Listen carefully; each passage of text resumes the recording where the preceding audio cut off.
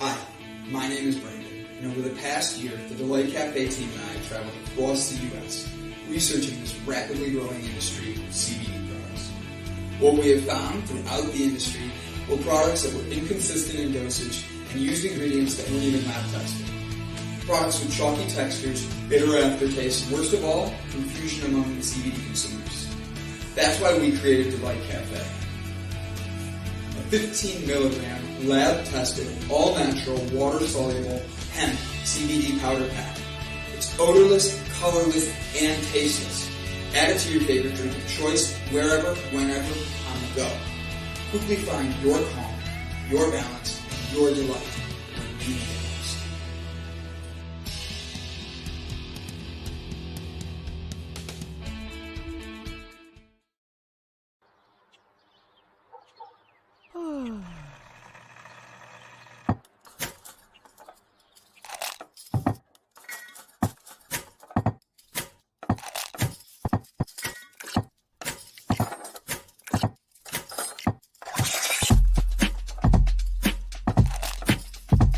Good morning.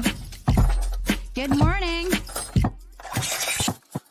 Java Delight will uplift you. Stay tuned. The show is about to begin.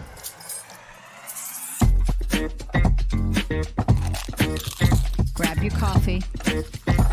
Stay tuned.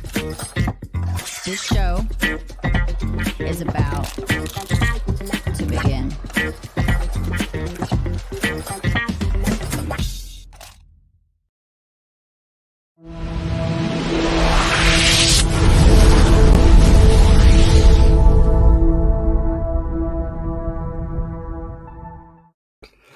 Good morning, ladies and gentlemen. My name is Gavin Kerr, and today I am joined with the wonderful Brandon Croucher.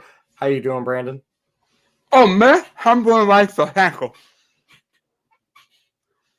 What's in your mouth, buddy? A little bit creamy, cheesy.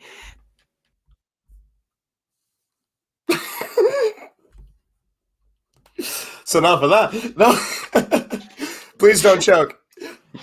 You're good, bud. I've been trying to eat it as fast as I can. It's been a morning running around.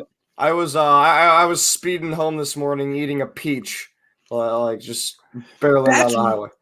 I almost ate a peach this morning. I saw it, and I'm like, that sounds better than a bagel, but I needed something that was going to fill me up, and a peach isn't going to fill me up. No, it isn't. I'm actually still hungry right now, but goddamn, was it sweet. It was delicious. Dude, you get a fresh peach. It's amazing. Do you know the song by the Oh, yeah, I love that one. President of the United States of America. Peaches maybe. Come from a can. They were put there by a man in a factory downtown. There it is. I know. If I had my little way, I'd eat peaches every day. Oh yeah, Mike's singing it with me. I already know he's singing it. Like that is a good morning, Mike. How we doing today? We're gonna have a great show today, buddy. The energy is gonna change. People seem to be having a really, really rough week. I've spoke to so many people this week, and they're like, "Ah!" And I'm like, I understand. I feel the same way. It's not even bad stuff. It just seems like life just keeps adding for people. And it's those little nuances that you're just waiting for that straw to break your back. I understand that. I've been strangely resilient to that lately. Like, remember how my car, the brakes just stopped being brakes the other day? Yeah, you became a barreling.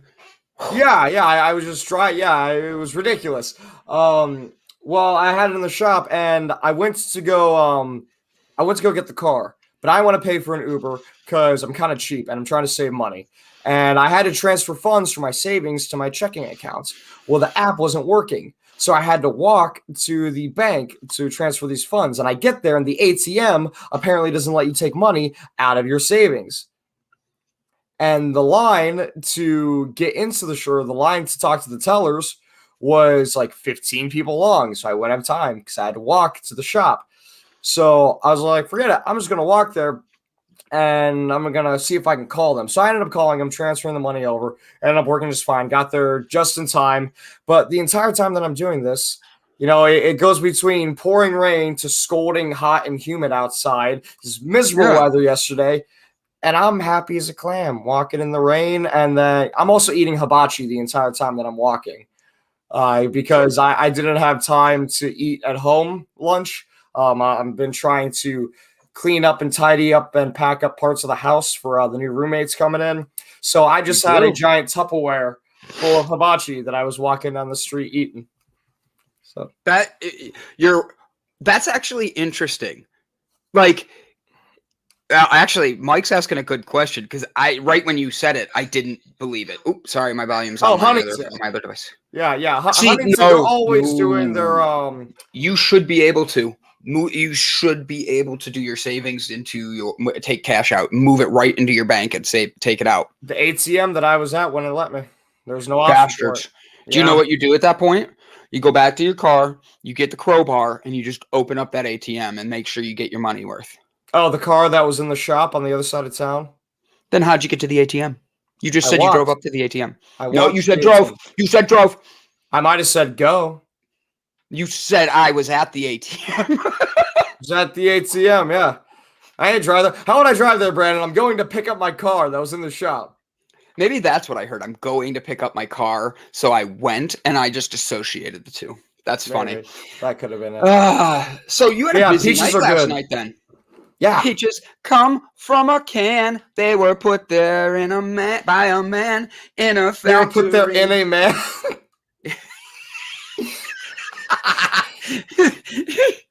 Where are my peaches? They're in my man. Where'd my peaches go? Oh, they're in that guy. They're in my man's. My peaches and cream. Peaches and Cream. That's another song. That was my first. You're gonna laugh at this. This is how old I am. This is how old that song is. That was my first song. I had a girlfriend that we danced to together. That was our song. That's a great first song, right? Like, great first she's song. like, that song's badass, man. Oh, it's still popular today. You would not think that song is still going to be like that. It's 25 years old now. Oh yeah. All the best songs are at least 20 years old. No, yeah, at least like 20, 25 years old right now.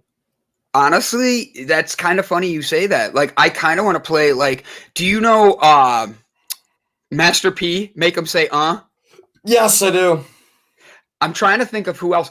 Well, Snoop Dogg. You have, speaking of which, I have some good news. Mike, go check your Facebook messages. So Snoop Dogg released another strain of marijuana yesterday. Ooh. Okay. He has your Snoop Double OG, which is his strain. Isn't that a great name? He has what did he call it? The Martha Stewart Kush. Like, it's a great name. And then you ready for this one? This is the real name of a strain of marijuana, and Snoop now has it, and he has a celebrity endorsing it. It's called the Purple Urkel. And you remember, you probably don't, Steve Urkel. Did I do that? Yeah. He put on a purple suit and dressed up, and he's the spokesman for it as Steve Urkel. Oh my God, that's awesome. I'm like, I want to smoke that just for that. Like, how do I get in a room with the two of them and Martha Stewart, and we just line these 3 strains of marijuana up? We just have 3 different bongs, okay, set up. And I just want to hit the one. I'm going to be like, what's up, Steve? I'm going to call him Stefan or Cal, though, because he steps into the thing. I'll be like, do you know what I'm talking about or no? Nope. So one of the episodes. I know who Steve Urkel is, but I never watched the show. Oh, it was a great show. Family Matters, man. Great show. Like, really, I was born 10 years after. So Steve Urkel. Steve Urkel creates this like change machine, and you step inside and it brings out all your cool. So he steps outside and steps into his change machine, and he turns into Stefan Urkel. And he's like this suave, debonair, every woman loves him type of guy. And he's like, how you doing, ladies? Now, and it's hilarious. Is this like an actual like a mental disorder thing where he steps out and Nope. he is a different person? Or is it he steps out and he thinks he's a different person? No, he steps out and he's a different person. It's a comedy. It's like a 30-minute like family home improvement. It's silly things like that. It's just little things. Like Nice. but he's a different person. Same guy just comes out, and instead of the suit being pulled up to his like belly button or his nipples and stuff like that, he has the like same exact outfit but completely looks sexy in it. And he's like, no glasses. Like he goes from dork to like pimp in like a minute in this screen. And it has all these lights and stuff light up. Like I kind of want to do it like as a fake one with you. Like we get an old refrigerator that's like worn out or something. We paint it all black and then throw some LEDs on it. And then I'll step in and then you can step out. How's that? I like the idea of doing that, and then when we're done with it, taking it and dropping it off at Nelson's Ledges. Because I like the thought of just do it like in the middle of the night too. Don't tell anybody. Because I like the thought of somebody just losing their mind on acid or mushrooms and then just stumbling upon this cool machine. From nerd to stud. Exactly. Sherry gets it. Like, oh my gosh. It is. Oh, it's pending approval. Mike just found the article. Found what I sent him. It's pending approval. For the Purple Urkel. I have to be honest, Nice. Greatest effing name. Hey guys, so we are here. It's Java Delight. We're going to have a great morning this morning. We have Bob Seymour already in the back, ready to have fun with us. Bob looks like a total like G right now. Like I think he and Snoop Dogg are creating a line together. It's like Bob Seymour OG or something like that. Like, you know, and he's in a trailer. He's ready to just have fun with us. He's smiling ear to ear. I believe his view is of 4 presidents right now. He's laughing so hard at that in the back. Yeah, Bob is in South Dakota. I have never been to South Dakota, so Bob's going to teach us a little bit about what that state actually has, other than 4 presidents' heads in a wall. So other than that, it's going to be a great show. We have a special guest today. Gavin, do you know anything about our guest yet? I know a lot about the guest. Sorry, I was thinking about names for Bob Seymour's marijuana. I was thinking like maybe like the Bullwinkle Throttle. Oh, I like that. If you could come up with a name for a strain of marijuana to be named for yourself, like me, I would want mine to be like the BC OG or something like that. Like, no, I don't like that. I'm going to figure out my strain of marijuana. Throw a name out there. Give me a name of marijuana if I was to have my own strain. Give Bob a name and Gavin a name. Give us your best examples of it so we have some fun with this morning. Tell us a little bit about our guest today, and we'll talk more about what's coming up. Absolutely. So today's guest is Kirsten Karchmer. She is a CEO and founder of Brazen and an innovator of precision medicine and digital therapeutics. She focuses on the software intersection of personalized. I'm still waking up. Brandon, I need assistance. No, you got it, Bob. Bob's not even paying attention. I pulled him into the screen, and he has no idea. You switched in the back. I'm responding. It focuses on software intersection of personalized. Let me help Gavin read. Testicles. I was Tacticals. It's just this one word. Comments, Brandon, when you were talking about me, and then you said, "Well, other than that, we're going to have a good show." And I was like, "What the hell is that supposed to mean?" Other than Bob and Bullwinkle coming on, we're going to have a great show. I think Bob makes the show on Fridays. Is that it? All right. Gavin needs help. Lifestyle and wellness biobehavior. I'm past it. Biobehavioral interventions of women's health. She is an integrative medicine practitioner and researcher with extensive experience in biomedical science, functional medicine, nutrition, and digital health, mechanisms of mind-body healing, and evidence-based psychotherapy. Yep, you got it. Psychotherapies. That's not psychotherapies. There's a T. That's cytotherapies. You know what, though? It doesn't matter. Because now I got to ask what a cytotherapy is. It's a side of therapy. It's not what it is. I love Bob's reaction. He's just laughing away over there. Oh, that's Kristen funny. has spent her entire adult career in the service of women's health and has helped over 10,000 women over the last 20 years to improve their health cycles and fertility. In 2013, Kristen translated her successful clinical programs into the technology-enabled platforms that provide an affordable and scalable fertility solution. Conceivable, I love that word. Reminds me of Princess Bride. Inconceivable. Anyway, Conceivable was named one of the most innovative health tech startups for MedTech in 2015, Best Fertility App by Healthline in 2016, and has been featured in TechCrunch, Fox News, the New York Observer, PSFK, the Daily Dot, and Huffington Post. Wow. Kristen has presented the SXSW Health 2.0 fertility plan and lectures internationally on fertility, PCOS, endometriosis. Good job. Women's health, the future of integrative medicine and technology to better serve patients, providers, and healthcare systems. Kristen has been recognized as one of the top female startup founders to watch. The recipient of the Texas Trailblazer Award for Innovative in Healthcare, and contributor to the Huffington Post, Mind Body Green, and Goop magazine. What is Goop? If you follow Kristen on Facebook, Twitter, and LinkedIn, she is also author of the news book Seeing Red for Simon and Schuster.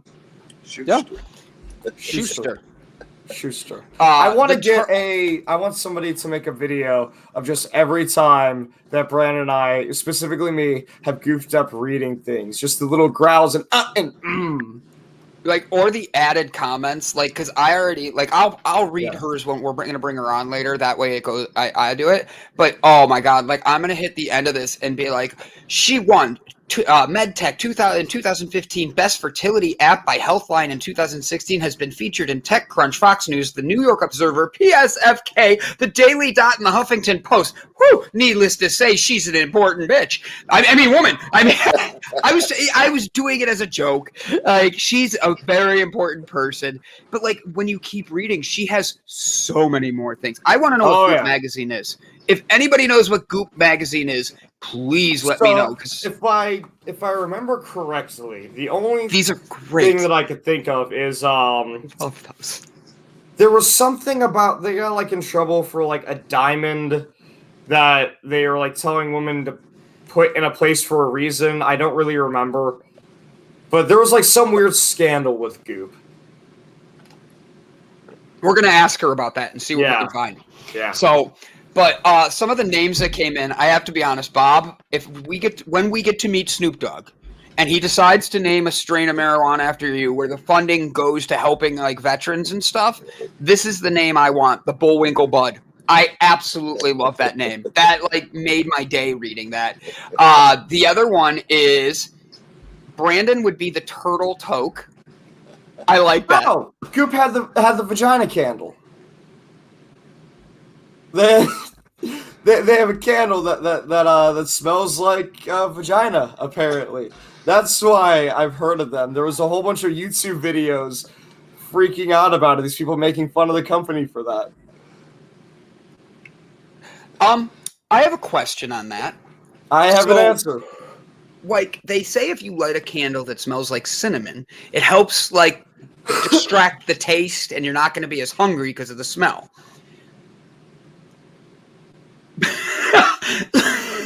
I see where your mind's going. You know? However, or does it do the opposite, and all of a sudden you invite people over, and you're just lighting candles, and all of a sudden... Maybe I don't eat enough cinnamon, but as far as I'm concerned, all cinnamon smells the same. No. Cinnamon in your brain, it tells you, like, it takes the hunger part away. So when you smell or you eat a piece of gum, like let's say you're on a diet, you can eat a piece of gum. The taste of the cinnamon will help balance your appetite so you won't eat as much. The smell of cinnamon helps balance your appetite so you don't eat as much. So people buy candles like that. So I'm wondering if you buy a candle that smells like wahoo-ha, you're going to light it up and turn around, and do you want to smell the hoo-ha all or throughout your house? And whose hoo-ha? Do I get to pick whose hoo-ha? That's what I'm saying. They don't. Or the JJ? That's what I'm saying. As far as I'm concerned, all cinnamon smells the same. On the other hand, though, I see what you're saying. Yeah, I see what you're saying. That being said, I have not eaten a lot of cinnamon, so I'm not sure if I just haven't found different strains of cinnamon. Touche to Stuart on this one. Everyone gets hungry once they smell a cinnamon roll, though. I hate to laugh, but that took that in two different ways. Yeah. I smell cinnamon rolls. Oh my gosh. Guys, good morning again. Bob Seymour is with us. He is in South Dakota. Bob, why the hell are you in South Dakota? I know nobody in South Dakota. I've been trying to figure that out for 2 weeks. I just had a thing in my gut where I needed to go to South Dakota, so I got my Social Security check, and I said to my friends in Colorado, I'll see you in a couple of weeks, man. So I'll probably be here because Sturgis week, bike week starts, I think it's in 2 weeks, so nice. I think I'm just going to hang out here during the whole festival thing, the whole Sturgis bike week, and see what the hell happens, man. Bob, do you have an Instagram? Yeah, but I don't have time. I have an account. It's petty shit anyways. It's all about likes and crap like that. I was going to say, when you meet people, could you like name your Instagram Bob's Buddies? And like you just meet people and then you put random, like you take a picture with them and say who they are and give them a follow. Well, we could do it like that. I got thousands of them. I could probably do that. I mean, I meet people every freaking day, man. It's crazy, but yeah. You have to do the exact same pose every single time, though. Like the background changes, the outfit changes. It'll change drastically, but you're always in the exact same pose. I want you holding the beard. Yeah, well, I don't have a whole hell of a lot of wardrobe change. I think I got 2 pair of pants and half a dozen T-shirts and. Yeah. Oh, if you could make it the same clothes, that'd be even better. Yeah, it looks like you're just trapped. I want one in every state. A picture of you in every state meeting somebody new holding your beard. Well, I don't have. I got pictures of me with people in every state, but I didn't start growing the beard really until last fall. I just went. Oh no, we're saying this is now. You're doing this now. Yep, it's got to be the same outfit and the same pose. And your goal should be that people are going to look at your profile and think these are photoshopped. It's got to be your goal. They're going to be like, he photoshopped all these. There's no way. That's funny. If I could afford the gas to do another 48 state thing, I'd jump on it in a heartbeat, man. But I would tell you to start in Alaska just so that way you got the hardest one done and just come down. What about Hawaii? That's bucket list. That's the end. Yeah, Hawaii's. You can't get into Canada now, though. The borders. That's true. Oh yeah. And Canada, from what I understand, is still on pretty heavy lockdown. They are complete. Yeah, it's crazy shit up there, man. I'm just curious. I spoke to a couple people about this, and I'm curious if you guys have heard about it. Have you heard about the abandoned graves that they've been finding? Yeah. In Canada? Yeah. No.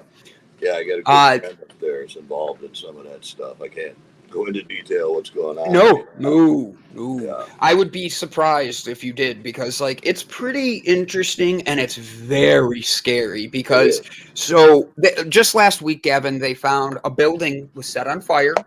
And while they were there in the basement of the building, they found 186 unmarked graves, and they were all kids. Yeah, and mostly then First Nations kids, right? The Catholic Church. The Catholic Church owned the buildings that they were in. There's been 4 fires in 4 weeks, and in the basement of all of them have had children that were. Yeah. Yep. It's scary, and it's something that the U.S. news we're not hearing about. But if you were to Google this, it is all over the Canadian news, all over. And I've had people from Canada. Oh, you froze up. about this, and they put it out there and they show these things, and I'm sitting there going, how is this not more you cut news? out for a minute. You cut out. What did you say? You've had people from Canada that are on like social media that have been posting about this with like, hey, why is this not being talked about? This is a very big ordeal. And US news, it's like a third page, like ignore it type of thing. And I'm like, no, this is stuff we should be talking about. These are the things that people should be seeing. It's a very serious thing. But then when you start doing the research, just a little research, go look up on your own how many kids have been abducted in the United States over the rest of the world. We're 5 times more than the next 2 countries combined. That's how many kids disappear in the U.S., but we say we're the greatest country. Scary as hell what we're living in, and I think it's time people start being more like Bob. Live your life the way you're supposed to. Change who you are in a way that you're giving to others, because there's so many people out there that are just creepy fucks. And yeah, I used it early today, but I don't care. There's so many people out there. I wouldn't even say that that's like a creepy person. That's just that's evil. Is what it is. You know, yeah, it's evil. Yeah, there's a group out there. There's a really good group of. It's called Guardian of the Children. It's a motorcycle. Yeah, I know several of these guys go all over the country, all over the world, rescuing kids out of this stuff. Man, I'm part of that whole thing too. Yeah. It's scary what it's going through and what's there, and Canada has a whole bunch, and the fact that they're still on lockdown makes it even more interesting through this. And yes, Stuart brought the cinnamon rolls this morning. I hope everybody's hungry. He bought enough for everybody. Everybody, thanks Stuart for your cinnamon roll this morning. Yeah, I'll give you an address to send it to, Stuart. Brandon, do you think that there are American children then being stolen from here and then taken up there? They're being trafficked. One of my friends up there told me that one of these mass graves they found is full of First Nation Indian kids up there. So I don't know how many of them are, but there's a lot of them up there that are Native American kids. Really? Correct. Correct. He's 100% correct. I don't want to say whether it's like one or another, but the fact that they're unmarked graves, that they're kids, that it's not being brought out as strong as it should be. It's one of these things where the conversation needs to be brought out more, because like I don't have kids, but my niece is 9 and she's down in Texas. And if I ever found out something happened to her and she like Bob and I would be on, I would get a bike. I'd sell everything I have and I'd find the fucker that did it. I'd go all Liam Neeson on someone's ass. I really would. Yeah. And like I'd be the guy busting through. I'd kick it through, and Liam Neeson would come out of me. But then when I get in there, I'd be John Wick and be like. Yeah, there's another biker group called BACA, which is Bikers Against Child Abuse. Those brothers, they find a kid that's being bullied, and these brothers will get on their scooters, escort this kid to school, go to court with him. And I mean, these brothers take this stuff seriously, man. Wow. The biker community does not put up with screwing with children, man. So I'm going to run with this question, all right? Because Bob's here. We can talk about biker stuff and all that. So, Bob, I think it's an interesting thing because bikers are known to be tough guys, you know? Yeah. But I would join a biker group before I would join other things, because a biker group is going to do, like you said, they take care of kids. Mm-hmm. I've seen so many bikers have their whole crew go to a special needs kid's house just to give them a moment.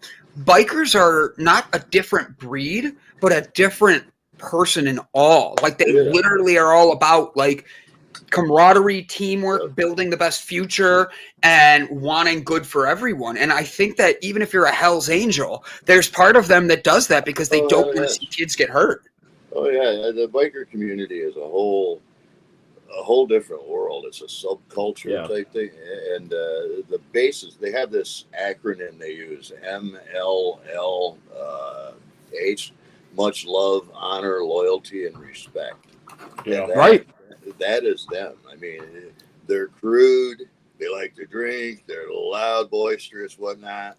But when it comes down to it, brothers are brothers, and you screw with them, you screw with me. And Yeah. it's a I'll tell you whole- what, I never felt more included and belonging in the world, just out in public, out and about, until I started riding a motorcycle. Just because it didn't matter what I was wearing, it didn't matter what music I was listening to when I was riding. Every time I rode past somebody who was on a bike, they put the two fingers out, which means ride safe. Yeah, We had that wave. Yeah, I've been in several countries around the world, and it doesn't matter if you're a biker. It's a brotherhood, and you're in it, man. Yep. You don't care. A lot of people have this kind, and mostly it's because of that damn Sons of Anarchy and Hollywood. All that bullshit. They paint it because it sells, but that's not who. I mean, there's a small percentage of that out there, but that is by no means who bikers are. I've given the label, we're all crusty marshmallows. We look like we tear your face off, but once you get past the tattoos and all of the crap, man, we're the softest hearted people you will ever meet. Give the shirt off our back for anybody. That's just who we are, man. Yeah. But we like to have fun. But that's the thing. You like to have fun. You're on something that, like my mom. My mom was a emergency room nurse, and so she saw some pretty bad accidents from bikers. So she has a fear of bikes. Where I'm like, hey, I'm gonna get on a bike, but I also know that if I get on a bike, I have to be cautious. And 9 out of 10 drivers are not gonna know what it's like to have a bike around them. That's why loud pipes save lives. That's why you ride in a group and stuff like that. It's meant to be totally it's meant to be a camaraderie. It's meant to be that team of like things. Bob, when you ride alone, I always think of you when you're like, oh, I got a long ride ahead of me. I'm like, he's riding alone. I want to think of him and wish him good vibes, because that's a scary thing, because all it takes is one Brian Tracy that's not paying attention. And there's some of them out there, man. Oh, there is. So Brian Tracy threatened me here, just really quick. He says, Brandon, we are a different breed. Get it right. I know where you live. Brian, I'm going to just keep insulting you the rest of the show to get you to drive to where I live and get a hug. All right? That's the plan. I'm going to get a hug at the end of this. Yeah, if he comes back through South Dakota, he's got to stop here in Sturgis or Spearfish or somewhere. I mean, I'm in Belfouche. I'm pretty close to everything out here, so. Isn't he going to Sturgis? I thought I remember that he was going there. Well, I don't know. I haven't talked to him in a while, so I don't know. But I mean, Sturgis is only like 30 miles from here. We're Brian and I are now fighting, but don't worry, guys. It's going to turn into a hugging tickle fight. Don't worry. I know how this is going to turn out. Brian, little Nicky with the pillows. Let the feathers fly. Yeah, Brian's a pretty good sized fella to be getting hugs with, man. Have you ever hugged him? Yeah, I'm a good 200 pounds. All right. And I'm pretty much muscle. I have some fat. It's usually around my tire. And I met Brian, and I literally went to give him a hug. And I'm usually the guy who, when I give you a hug, I will squeeze and literally make you feel like my hug.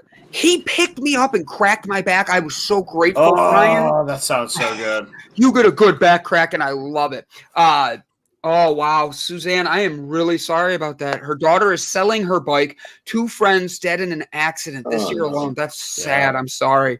We're sending good vibes to your daughter's way and all that. Yeah. And that's what I mean earlier, too, when we're talking, like, you got to be careful, because while the brotherhood is very strong and there is a lot of love and family in with bikers, when you're on the road, four tires beats 2, plain and simple. Yeah. And there's also a group out there that for all the people that ride out there, there's a group called North America Biker Rescue. These guys are incredible. I mean, if you break down anywhere in the country, I think there's like 40,000 members.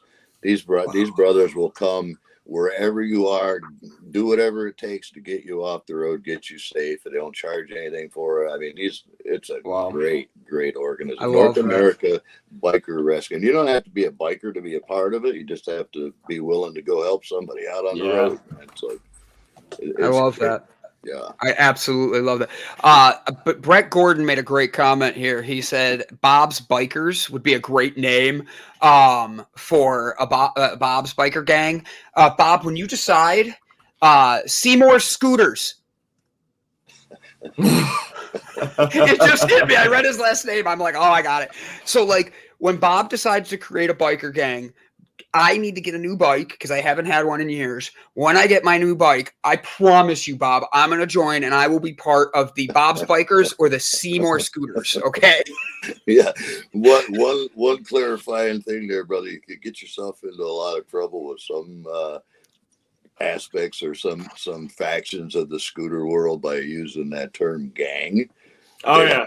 They don't like that shit, man. Yeah, especially patches. Like if you're wearing, if you have, let's say like you were riding around and you had Cleveland on the back of your patch or whatever. Yeah, that means that you're claiming Cleveland and that you're saying that you own that city and that anyone who associates with your gang owns the city of Cleveland. That's going to get you in some trouble. That's probably going to get your ass kicked or you possibly killed. I was at that blues festival a couple of weeks ago and I had my vest on and there was a club member there, a club I don't even know, a local club, I guess, but he walked over to me and he was walking around looking at me and he said, because I got this big patch on my back, but he says, what's that club you riding for? And I just looked at him and said, I don't ride with a club, brother. This is my NASCAR jacket, man. all these patches on this damn thing here. Yeah. Yeah, the one here in the back, this one right here, this one right here, the big one there, the Dakota Territory Riders. I came out here 4 years ago. I wasn't gonna, or 5 years ago, I was gonna come out, but I didn't have the money. And a guy messaged me and he said, "Hey, are you coming out?" And I said, "Nah, maybe, if I can afford it." So he sent me $300 and he said, "You're coming, brother." So I came out and we did a 3-state ride. We started here in South Dakota, went over into Wyoming, up into Montana. We get out into Montana. I'm with about 30, 40 bikes. I have no clue where the hell I am. We end up at this little bar called, I think it was a Stonehouse Saloon or something. The sign out front says cheap drinks and lousy food. It was Topless Tuesday. The place, there was like maybe 1,500, 2,000 bikers in there. And I just went wandering around and I got inside to get something to eat. And I come back and I couldn't find anybody I come up here with. And I had no idea where I'm at. I'm out in the middle of freaking Montana somewhere. I think I had $4 or $5 in my pocket, and I was like, well, "What the hell?" So anyway, I just headed east because that's the way I came in, and I found the road going south, and I ran into Devil's Tower and knew where I was. So I get back to the camp where I'm staying at, and I messaged this guy, and I said, "Where the hell did you guys go?" And he went, "Oh shit, brother, we forgot you were there." So they made me an honorary member of the riding club. That's how I got that. That is funny. Wow. That is awesome. I had no idea where the hell I was. So, Bob, do you do rides? Is it only women allowed to ride your bike with you? Or would you put Gavin or I on the back? If it was an emergency, I'd put a brother on the back. But other than that, we don't do the nuts to butts thing, man. I knew he was going to say that. That's why I aligned it. Oh, that's funny. You can sit backwards if you want to, and I'll take you for a ride. Oh, that's funny. Do you have a sidecar? Can I sit in the sidecar and put a scarf on? If I had one, I'd put you in there in a heartbeat. I love that. I love it. I love it. Guys, don't forget to subscribe to Bob's Patreon. We have a Patreon we built just for Bob's journey. He's out there spreading positivity, living his life by giving of himself and showing everybody the example of who he wants to be. We've been sharing it every Friday, but want to make sure we have everybody know I just shared the link for it. Do not hesitate to go click it.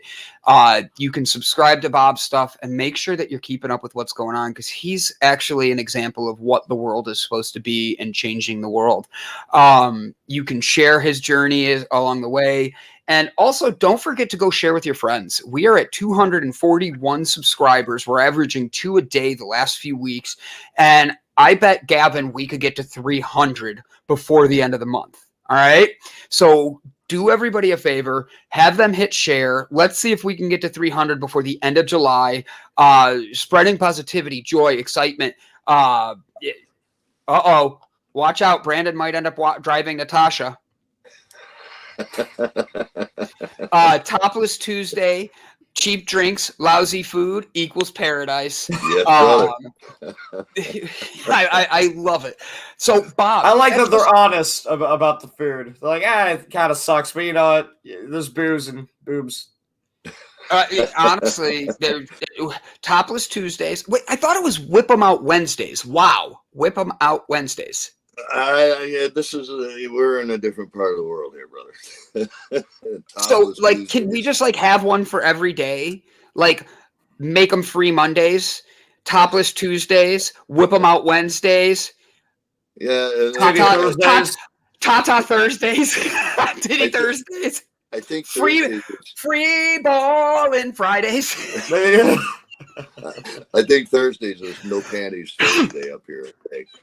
During the Sturgis week, it gets crazy. No man. Panties Thursday. There's no rhythm to that at all, but I'm not mad about it. It's panty free since '83. Yeah, there you go. Who the hell needs rhythm for that, brother?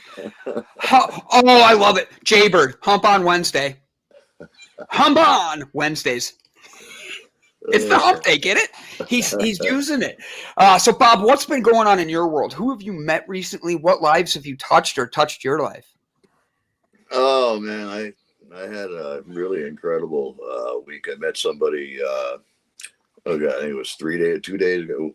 No, it was a blur. But I met somebody. It was funnier than hell. I stopped to get something to eat, and a little old lady there and her husband, and they went to pay their bill at this restaurant. It was a nice restaurant, not expensive.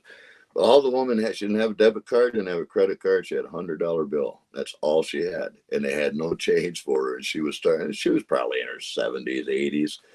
So I just stepped up and paid her bill for her, and just blessed her. Spent a few minutes talking with her and her husband. Just, just little things like that. It made. I mean, she didn't need. I mean, they drove a freaking Lexus. I mean, they're obviously had money. She had $100 bill. But she was in a tight spot, so I helped her out, man. It's just, and I got another friend.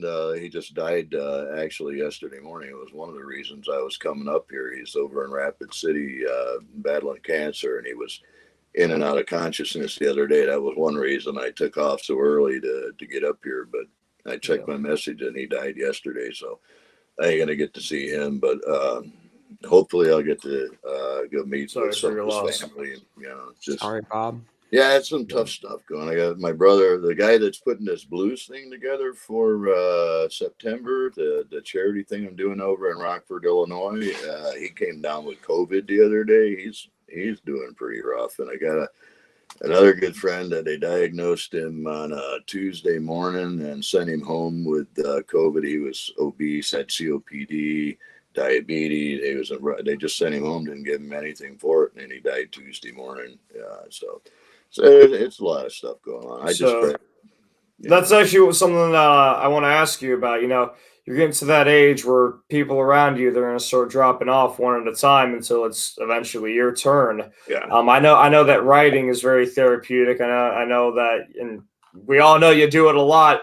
But the reason why it's therapeutic is because you get to sort of sort through and clear your head, whether you're thinking of everything or nothing. And I got to know. How are you coming to terms with everything and this reality that, the people around you that you've grown up with, that you met, their times are coming, and yours is as well. Yeah, well, it's one of them things. If it wasn't for my faith in God and the promises of Scripture, I'd be shit out of luck. But yeah, my perspective on everything is there's a day and a time set that I'm dying. Everybody's got it. It's written in a book somewhere. I can't add a minute to it. I can't take a minute from it. So I'm not going to sit around here wondering and worrying if today's the day, or if I go around this corner, is this where I'm going to hit the head on? I don't worry about that. Well, there is actually, and not even just religiously, but scientifically, there is a time gene that your genetics, you will die at a certain old age. Well, everything that you have, it has a clock in it. I don't doubt that at all. I am getting so many messages from people privately right now, like, wow, Gavin, don't sugarcoat it at all. Make Bob feel like he's old. Like, brother. He's aware of it, and I think that we should have like an open, honest conversation about it. You know, that's something I've been Yes, really. Bob is 100. If I didn't feel like he would be comfortable answering the question, I wouldn't ask it. No, I know. No, I'm okay with it.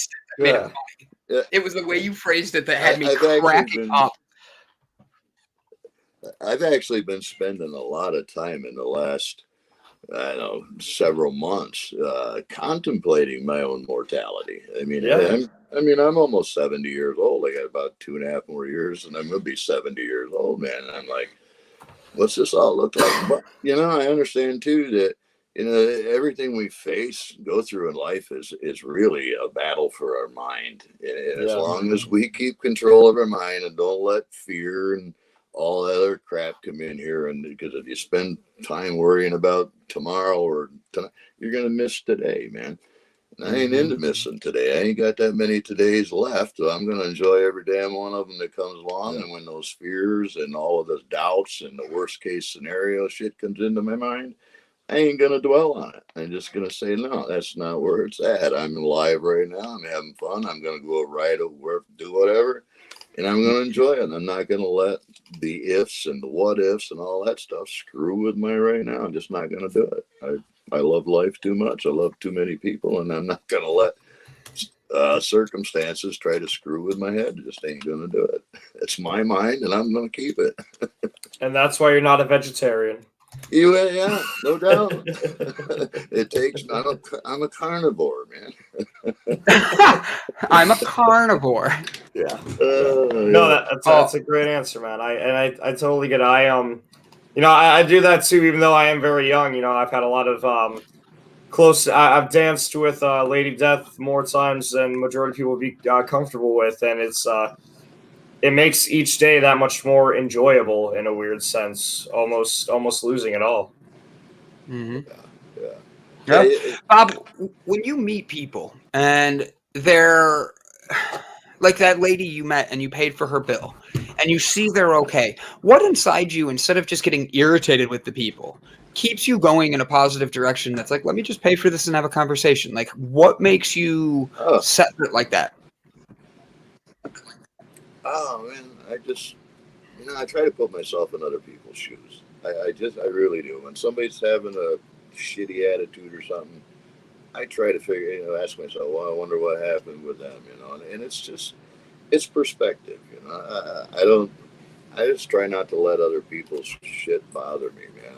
I'll love them where they are, and I'll try to do whatever I can for them, and, I don't spend a lot of time worrying about shit, man. What is your biggest worry right now, Bob? What puts your mind in anxiety mode? Well, I don't really get into anxiety. I mean, I do Love it. stress. I knew he was going to say that. I mean, there's some things that are like, oh crap, like I just paid $4.24 a gallon for gas. When I live on $800 a month. Oh, I broke two records yesterday. The first record I broke was cost me $18, and I think it was $18.24 to fill Bullwinkle. One fill up later, I broke it. I put $19 and some change. I ain't never paid it. Usually, to top off the tank is like maybe, I think the most I ever put in it was like $10. And yesterday, I mean, it's like, holy crap, man. Not fun. But that's the only thing I stress over it all, is just being able to get. I mean, I'd love to be able to go and there's a lot of people who reach out to me every day, but I just can't afford to get to do what they're doing. So, I mean, that's my biggest, I don't know what you want to call it, not anxiety. It's just this roadblock that's in front of me, because there's so much more I could do if I could afford to do it, but I just can't. So I spend a lot of time, hours and hours and hours a day on Messenger.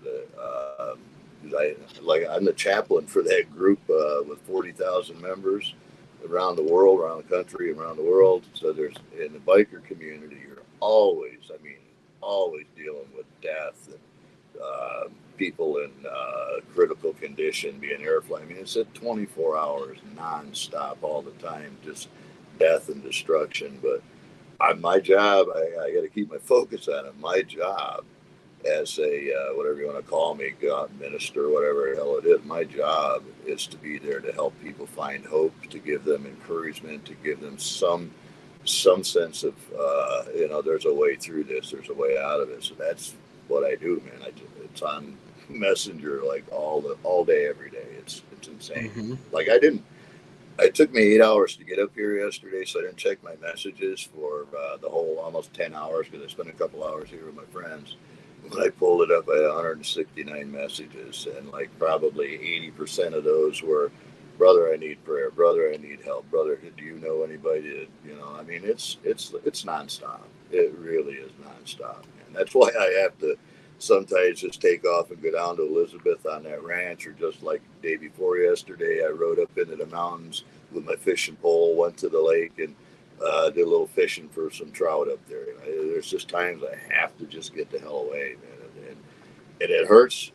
It hurts so bad because there are some people that I really want to get to see, and because I can't, I'm limited to get there. Then they feel rejected, and I mean it's just. But I can't get to everybody, so I just have to follow my spirit wherever I feel like I go, and I do what I do. I give what I can, and here we are. Bob, you really are an inspiration. My dad watches on Fridays just because he likes you so much. He really does. He's like, that Bob guy is amazing. Really quick, I got to say hi to somebody. Jessica Dugas, ladies and gentlemen. She got COVID. And I spoke with her on the phone for the first time in 2 weeks yesterday. She still is hurting, but she's doing much, much better. And I say that as some. Go ahead, Bob. There was a little divine intervention there with Jessica too, because on the week I was supposed to stop there was something in my gut that was a warning, like, this probably is not a good thing. But I gave my word that I was going to do it, so I was going to do it. So I think it was Monday or Tuesday. I heard she wasn't feeling well, hadn't been for a week or so, and I started praying. I was like, God, if this ain't supposed to happen, shut it down, man. Because when I leave her place, I had to go over to Mississippi, and I was visiting with an elderly couple, and the brothers got diabetes and lost a leg and everything. So it turned out Jessica had COVID, and if I had stopped there and then stopped to see my friends in Mississippi, that could have been bad, man. That could have been real bad. I was thanking God for that cancellation. Much as I would have loved to have met Jessica and had the whole vegan thing and experienced that whole meatless whatever, I'm really glad that God put a roadblock in the way and I didn't get there. But I will get back. I will get back there, and I will try that vegan stuff. I'll give it a shot. I love it. It's going to be worth it. Trust me. You're not. Yeah. If she didn't tell you she was vegan, you probably still would have eaten it and had a great meal and enjoyed yourself. Yeah. And she's going to spike it all with some CBD delight as well. So you're going to have a great time anyway. Yeah, you're going to be calm. He's already calm. He's just going to be delighted. Eat cake, so how, if they don't have, if the food tastes whatever, they got cake. And that's like a cure-all, right? Yeah, I agree. Bob, divine timing, 100%. Oop, I clicked it. Sherry McQueen's comment. I would like to make one quick comment about the side over here. Sherry McQueen, I want to congratulate you. She is now a certified Reiki practitioner.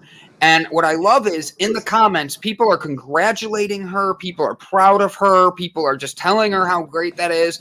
I want you to know, Sherry, we are so proud of you here. Keep following your dreams. I love that the audience chimed in when they saw her comment about that and started complimenting her. Guys, please remember that. We're all doing our best in life, and that tiny bit of encouragement makes a huge difference for some people. And I know that I look forward to Fridays, and Bob comes on, and he's just like, hell, guys, I just rode my bike 20,000 miles just because I thought it'd be fun to see what the ocean looked like today. And I'm like, I just turned 148,000 on Bullwinkle yesterday. Oh my God. How many miles did you have when you got him? 8. I bought it new from a dealer and had 8 miles on it when I drove it to the dealer. I know, but do you like how he did that? How many miles did you have on it? 8. It's like, wait, you had 8 miles and you're at 100 and what? 148,500 and something. By the time I get back to Denver, I'll I'll have well over 150,000 on it. That Good is God. awesome. That is How awesome. many things have you had to replace on this bike? A lot of light bulbs, a few batteries. I had a top end done on it at 110,000, and other than that, just simple maintenance stuff, man. It's been an incredible bike. I'm very curious to when you're going to get to the point where it's going to be like the ship, where you just keep replacing parts, and then you have to ask yourself, is it the same bike still?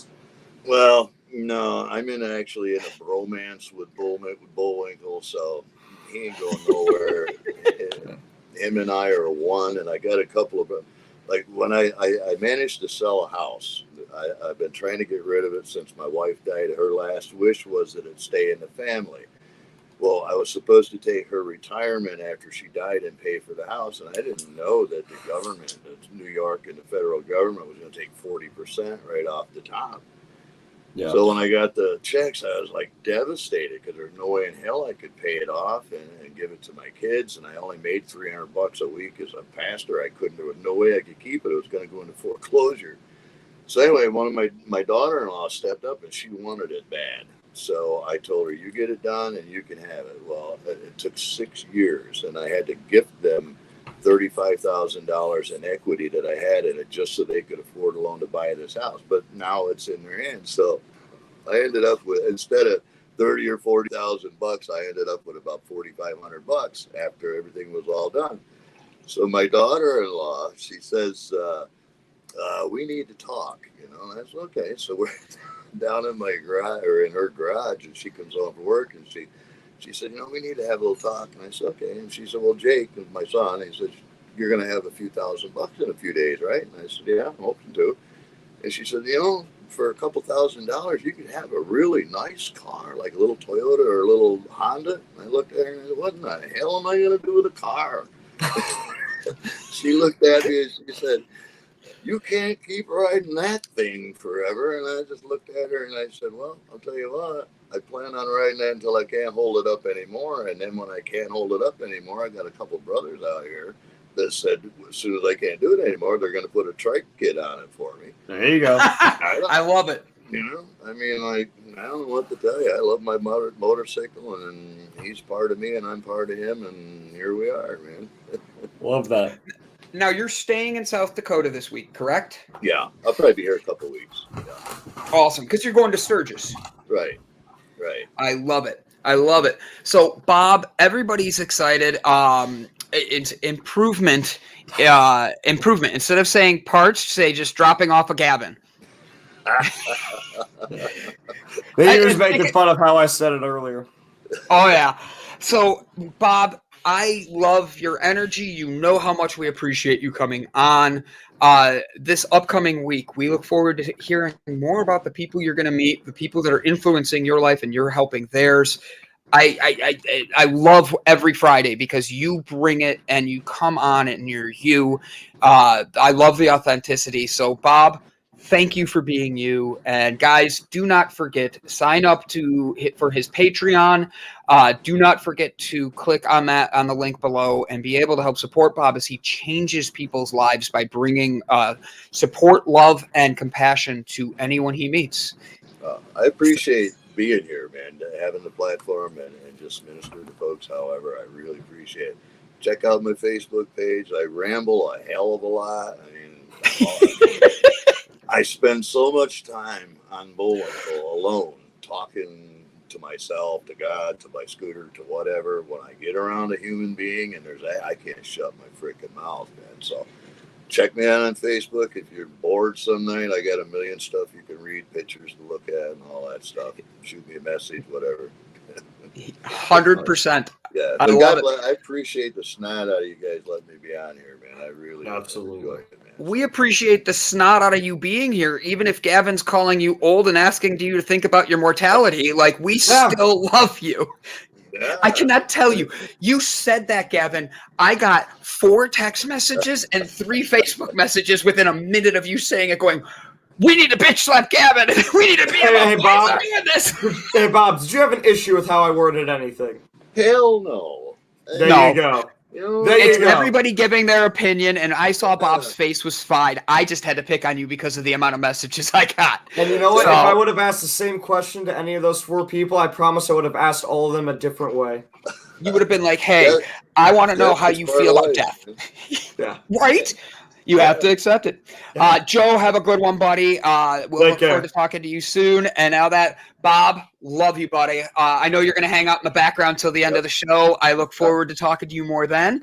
But right Alrighty. now, we have a special guest. Yes. Ladies and gentlemen, we have Miss Kirsten Karchmer. I'm going to go with that because my last name's Croucher, and I'm guessing on that. Karchmer as my guess. And if I messed it up, Kristen, blame Gavin. He Karchmer. read it wrong the first time. Karchmer? That's what you're going to go with? Karchmer.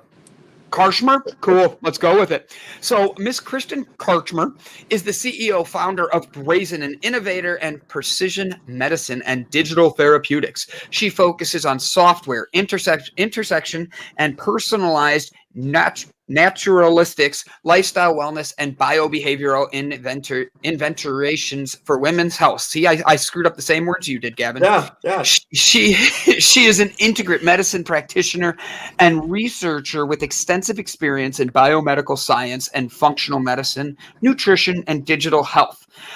Mechanisms of the mind, body healing, and evidence-based psychotherapies. I'm going to go with that, buddy. Kristen spent her entire adult career in service of women's health and has helped over 10,000 women over the past 20 years. That is amazing.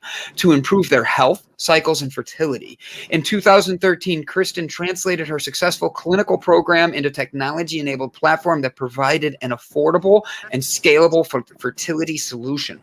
Conceivable was named one of the best, most innovative health tech startups for MedTech in 2015. Best Fertility App by Healthline in 2016 has been featured in TechCrunch, Fox News, The New York Observer, PSFK, The Daily Dot, and The Huffington Post. She is amazing and making change in the world. This is why we're so glad she's here.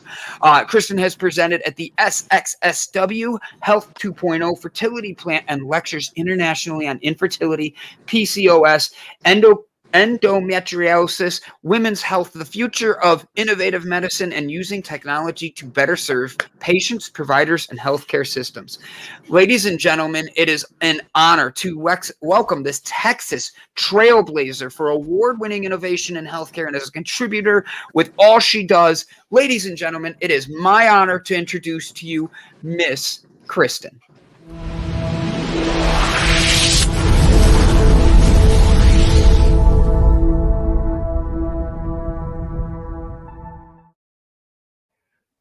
Hello, Kristen. Oh, you're muted just before you start saying hi. Perfect. I didn't want to have my dog in the background barking during that great introduction. Thank you so much for that. Absolutely. Oh, we are honored to have you here. You are doing a lot of great things. You've been featured in a lot of things. And I honestly, I love that you're coming on to talk about a very serious topic that truthfully men wouldn't understand. And we will not be able to truly grasp it, but I'm going to ask questions because I care about our women's health. We care about bringing a better future together and bringing knowledge out there. So, Kristen, it is an honor to have you here today. Thank you. And the name, Kirsten Karchmer. Kirsten. Oh, it does. The R is. I have dyslexia, so I really do apologize for that. Kirsten, say the last name again. Karchmer. Oh, Sorry. Jessica Duke. We both stumbled through your entire intro there. If you didn't know, so if you're watching earlier, I read it first, and I was just like, so some of the words were like, that doesn't compute, and other ones, which actually brings me to my first question: What is phytotherapy? What are phytotherapies? So phytotherapies is sort of a fancy name to say the use of plant-based substances to make medicine. And most of the medicines that we take have some basis in some plant-based substance that a pharmaceutical company found to be bioeffective in a particular situation. They extract it and turn it into a medication so they can patent it. But a phytotherapy, I'm a reproductive acupuncturist by training. And so the majority of kinds of medicine that we made were from plants and plant-based substances. So, currently the modern term for that is phytotherapy. Gotcha. What made you get into this? Because 2015, it was like, I think the meat craze was the diet. Like, don't eat bread, only eat meat. And that was during that craze. And you're like, no, bite me, everybody. I'm going to do it differently. I'm going to do it with vegetables and that. What made you decide to go into the plants and veggies and all that? Well, honestly, I'm not a vegetarian or even a vegan, and I actually have strong feelings that that is not a useful diet for most women as menstruators because we're bleeding every single month. Actually, we need quite a bit of iron-rich foods in our diet to have a healthy reproductive system. But I was a reproductive acupuncturist for over 20 years, and it really wasn't that I decided to use plants. It was just those were the tools that we used as acupuncturists to try to address the underlying causes of a variety of menstrual related diseases and conditions. Wow. So you say that is like you say not having the vegetarian thing, but I have to be honest, I know more women that are vegetarians and vegans than men. Yeah. With that being more of a trend that way, how would you recommend people for females who are, I know a couple of our women in the audience are vegan and I support their journey 100%. How, I know like one in particular, she'll focus on the beans, she'll focus on rice and stuff like that. Is that not the proper amount? And that's why you actually say that they should be some meats in there. Well, I think that the issue is that like a mostly plant-based diet is going to be very healthy. You just can't go wrong with 80 to 85% of what you're eating to be plant-based. You have like the high source of a wide variety of nutrition, nutrients, fats, and fibers. But for people who are menstruating, they need vitamin B12.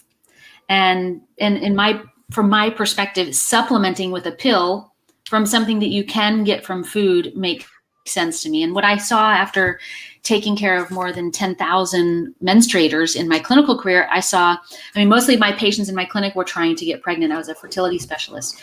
We fixed their fertility by fixing their period problem. So, they're kind of two sides of the same coin. But then I found that the women who were coming to me who were pretty strict vegetarians and vegans had much less volume of menstrual blood. So we're going to have to just get down and dirty in the menstrual blood conversation for all of this to make sense. But optimally, you see about 4 days of bleeding, soaking whatever you're using about every 4 hours. Less than that, we see significantly longer times to conception because that volume of blood is actually making the lining. So if there isn't very much blood, there isn't very much lining. And in Chinese medicine, we're like, well, if a perfectly healthy person has 4 days of bleeding, soaking a tampon or a pad every 4 hours, then what's the underlying cause that this person only has 1 day of bleeding? And there's a lot of different things. It's not necessarily that it's dietary. It could be that they're a vegetarian or a vegan and they're not getting enough B12. It could be that they're over-exercising. So we see a lot of women who are having a lot of menstrual problems who have situations where they're like, look, I'm super healthy. I go to CrossFit 5 times a week. I'm a vegetarian. I drink smoothies. I eat salads. I'm like, but how's your period? And they're like, well, it's a complete, shitstorm. Yeah. It's like, I have really bad pain. I have really bad PMS. My cycle's really irregular. I have hardly any blood. And like, yeah, your menstrual cycle is your check engine light. Yeah. Yes. Right. I always say that and it's not, we always think like your menstrual cycle is just like you're bleeding, but your menstrual cycle is what happens across the whole month. The timing, the cervical discharge that happens at ovulation, there's 40 different symptoms that are associated with PMS. Each one of those symptoms, whatever symptom you have, gives us information about what you're, like some people will have digestive problems. They'll have a lot of bloating and diarrhea before their period. Oh, that tells us that their squeaky wheel, like under duress, digestion needs more attention, right? Because that's the thing that gets a little bit weakened and they start to see symptoms. They have their period, the symptoms go away and then come back.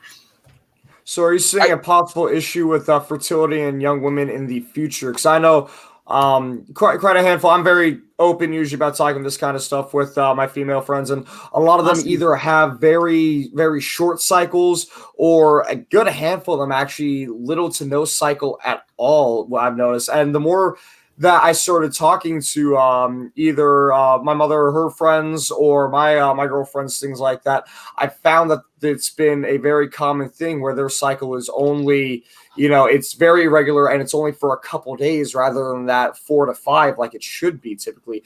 And when I was younger, I thought, oh, that's great, because then that means that we don't have to worry about making a mess when we have fun and things like that. But now I'm getting older, I'm thinking, okay, this seems to be sort of an issue, because I know you're also not really eating or sleeping or drinking very well on top of all this. Yeah, I think you're exactly right. I think that fertility and fecundity rates are declining every single year across the planet, and I would assert it's because the menstrual cycle is getting worse and worse. So women and people with periods are taking on more and more responsibility, and there is some mythology about what a healthy female body looks like around weight and around size.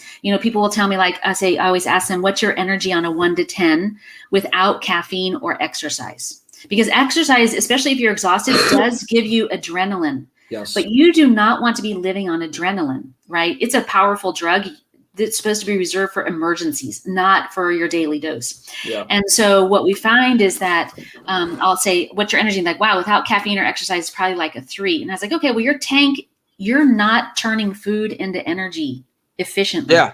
Or your diet is not robust enough to support you. Something's going on, right? In which quality of food in is not producing energy out. And if that's the case, if you're training really hard, you're continuing to drain an already empty tank.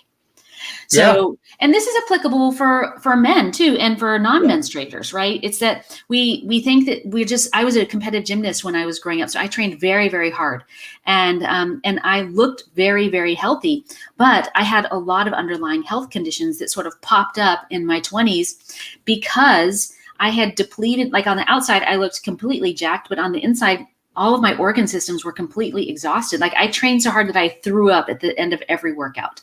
Like at the conditioning part, I puked every single day. Yeah. And that was a badge of honor, right? They're like, damn, that girl works hard.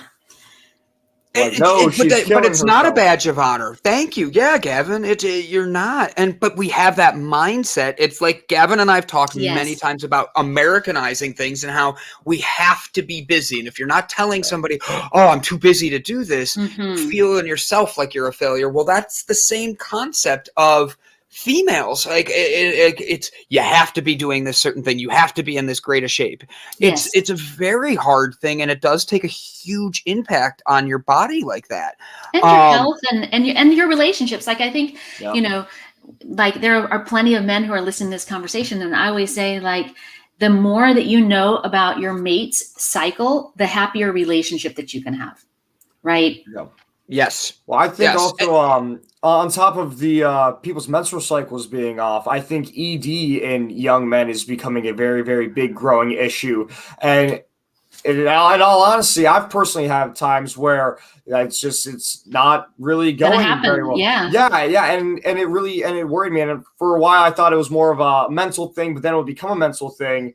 But I realized I'm not drinking enough water. I'm not eating enough of my right vitamins. So I don't have the nutrients. I'm overworking myself. I'm waking up at the crack of dawn and then going to bed right beforehand too. It was a lot of different things where once I did research into that, and it didn't become apparent to me how common it was until I started seeing commercials targeted at men in their early 20s that really blew my mind. I was all like, okay, this isn't just a personal thing. This is at least a nation issue, to where it's commercials on Hulu that I'm seeing this. Right. Not even just my Facebook.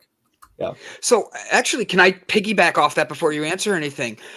So if with it being a mental thing, like Gavin said, he was like, oh, I thought it was mental, but we haven't had it prevalent. Like when I was 21 years old, I didn't know about erectile dysfunction like that. I was a 21-year-old who just got married and was enjoying the benefits of marriage and did not see those issues. And even into my 30s, I didn't see those issues. And I'm in my late 30s now, and I think it was funny, the day I turned 35, it came up on Facebook as an ad. And I'm like, targeted you, man. Oh, they did. They're like, oh, you're going to be an old guy soon. You're not going to get it up. I'm like, ah! But like with that, for men and women, that social media part is right there in front of us. Can't that trigger the Jessica Dugas, I see your comment. I make fun of her because she has 1 million kids. She has like 19,000 kids. And Yeah. That's just today. Give it 5 minutes and we're going to be over 900. But like, it's that mental thing, like Gavin said, if it wasn't there at 21, I wonder if he would even have thought about that. And the same goes for females. Like, oh, all my friends are having babies or having this, and then they're seeing it on social media. Doesn't that just trigger the same anxieties in people's minds? Well, I think like I every time I interview, I keep saying I'm going to make this, but I'm going to make a t-shirt that says it's all connected, because that's really my answer to everything. That there's no, every piece plays a role. The mind plays a role. The physiology plays a role. The environment plays a role. Your relationship plays a role. Yeah. And then they start compounding on each other. I mean, you know, like what I think is, instead of a lot of young women seeing their friends having babies, what they're seeing is their friends are infertile. And that's really freaking them out. I have to be honest. I want to state this very cautiously. I love my ex-fiance with all my heart, but she wants kids. And when she found out she could have them, I had to step out of her way, because that was a conversation we had. And she, she has epilepsy, for years was told she's not going to have kids. And then the moment that barrier was broken for her, I wanted her to have that opportunity. Yeah. And that's a very hard thing to like see and let go of. But cause I want her, she's mine. Like we're best friends. And then that thing that that she wants, I can't give. But you're right. She was noticing her friends are either having a baby or having a ton of problems. Mm-hmm. I'm going to swing back a second though. My niece is 9 years old and she's already having development of 13-year-olds. Have you noticed that be a thing too with kids? Well, this is my whole world right now. So a couple of last year during the pandemic, Gary Vaynerchuk is an investor in our company. He's an LP, so he invested in the fund. So he's not like our direct investor. And I got to spend some time with him one day. And you know how Gary is. Are we allowed to use cuss words on this? Yeah. You get one F word and everything else is free. Okay, great. And so Gary was like, you need to fucking be on TikTok every day. You need to be on TikTok talking about this. And I was like, I don't know, like I'm pretty funny, but I'm not that good at manufacturing humor. And I'm 53. 52? How am I going to be relevant to, you know, teenage girls, whatever. And I'm not going to dance about periods. And he goes, just get on there and fucking be, just get on there and talk. How do you even do that? Yeah. Well, you get creative, right? Yeah. And so ended up making a lot of TikToks during the pandemic and grew that audience to about 250,000 followers in about 6 months. And about half of them are young menstruators who have not had their first period. I always say menstruators because we do have non-binary people and people who don't, menstruate, who don't identify as female. Just for our listeners, because sometimes people are like, why does she always say that? People with periods are women. Why does she say that? So anyways, so what the average age to get your period right now is 12 years old, but it is completely within the normal range between 9 and 16. Really? Yeah. Oh, and wow. so once they turn 16, they need to be referred to a physician for a checkup just to see. I mean, often it's something the kid's an athlete and they're overtraining or they're overweight or they just need like some tweaks around their overall health. But it's been such a fascinating experience to hang out. So I was getting like 1,000 to 5,000 questions a day. It was insane. Wow. That's a lot. Because no one feels safe to talk about this to anyone. Okay, I'm going to bring up a very sensitive topic and you can totally shut me down on this. Oh, no, I won't shut anything down. I love sensitive. Perfect, because I'm a sensitive dude. But the Bill Cosby thing going on. And I've heard multiple women come out and say, how can we feel safe coming out if this is what happens? Yeah. I feel two parts on this. One, our society is showing that with money and power, you can get away with stuff. And two, I think it's also showing how wrong our sex ed classes that we were pushing so early are really missing. The fact that because you're getting this huge thing through social media to have a conversation that public schools are paying to have a conversation for you. So the parents don't have to, and you're getting these kids to want to interact with you. Like, that was one of I wrote a whole bunch of questions so I wouldn't forget them in the comments earlier. Yeah. But have you noticed that being a thing with kids? Have you noticed that with them coming out like that the sex ed is just not what it used to be and it needs to be taught in a different way nowadays? Well, I think we can't allow schools. We can't not allow schools. We can't rely on the education that's provided by schools to assume that our kids are educated about their reproductive bodies and about sex and about, all of that. I mean, one of the most common questions that I get on mine is girls saying, I want to use a tampon and I don't know what hole to put it in. See, and that's interesting because I've seen that on so many examples is like, and they don't want to go, or they're a single dad they're dealing with and they don't want to talk to their dad about it because men about this topic are usually a lot more sensitive. It's not supposed to be like that. We're supposed to be able to have these in-depth conversations. And if you have a significant other, that's a conversation I feel you should have to know your significant other. Yeah. Go ahead. Well, I think so. I think we're, we can go off in many tangents here, but the one thing that I'm always telling everyone who has daughters or menstruators or future menstruators that as early as possible, the hack is, Brandon, I will answer that question. How we set it up. Like the girls always tell me they're not just afraid to talk to their fathers. They're afraid to talk to their mothers. They're afraid to talk to their friends. Yeah. They're not talking to anyone. They're like, I just got my first period and I got my period 3 months ago. I haven't told anyone. I've been using socks.